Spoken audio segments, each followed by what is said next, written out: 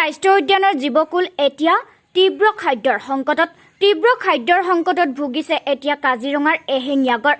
ৰাষ্ট্ৰীয় উদ্যানৰ বান পৰিস্থিতি কিছু স্থিৰ হৈছে যদিও ৰাষ্ট্ৰীয় উদ্যানৰ অন্তভাগত 70% এতিয়াও বানৰ কবলত, যাৰ বাবে উদ্যানৰ পৰা ওলাই অহা বহু বন্য জীৱকুলৰ খাদ্যৰ সংকটত ভুগিবলগীয়া হৈছে। আনহাতে এতিয়া কাজিৰঙাৰ বন্য জীৱবোৰ 37 নং ৰাষ্ট্ৰীয় ঘাইপথত ওলাই আহিছে আৰু লগতে ঘাইপথৰ দাঁতি কাষৰীয়া অঞ্চলৰ ঘৰত প্ৰৱেশ কৰে। চলিত বৰ্ষত 140তকৈ অধিক বন্য জীৱৰ মৃত্যু হোৱাৰ লগতে 15টাকৈ স্বাভাৱিক অৱস্থাত মৃত্যু হয় এশিঙীয়াৰ গড়। বৰ্তমান সামগ্ৰিক বান পৰিস্থিতি এতিয়া কাজিৰঙাৰ যথেষ্ট উন্নত হৈছে।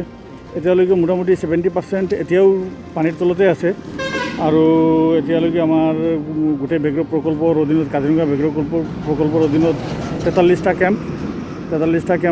কেম্পৰ চাংতলত এতিয়াও পানী আছে আৰু লাহে লাহে ওলাই আছে। আশা কৰিছোঁ যদি পানী আৰু হিন্দেৰি নহয় তেতিয়াহ'লে 2-4 দিনৰ ভিতৰতে ওলাই পৰিব। এতিয়ালৈকে গোটেই ওলোৱা ৰিটাৰ্ণ হোৱা আৰম্ভ হোৱা নাই, মাজতে ৰিটাৰ্ণ হৈছিল, আকৌ পানী বাঢ়াৰ লগে লগে আকৌ এতিয়াও সিহঁতে ৰৈ দিলে। এতিয়া অৱশ্যে 2-4 দিনৰ ভিতৰতে নিশ্চয় বেক কৰা আৰম্ভ কৰিব। হয়, এতিয়াও আছে, বন্যজন্তু আছে, বাগানবিলাকত আছে আৰু পাহাৰৰ দাঁতিত আছে। 37 নং ৰাষ্ট্ৰীয় ঘাইপথৰ কাষত যিখিনি জংঘল আছে এইখিনিত যথেষ্ট পৰিমাণৰ বন্যজন্তু আছে, এতিয়াও আছে।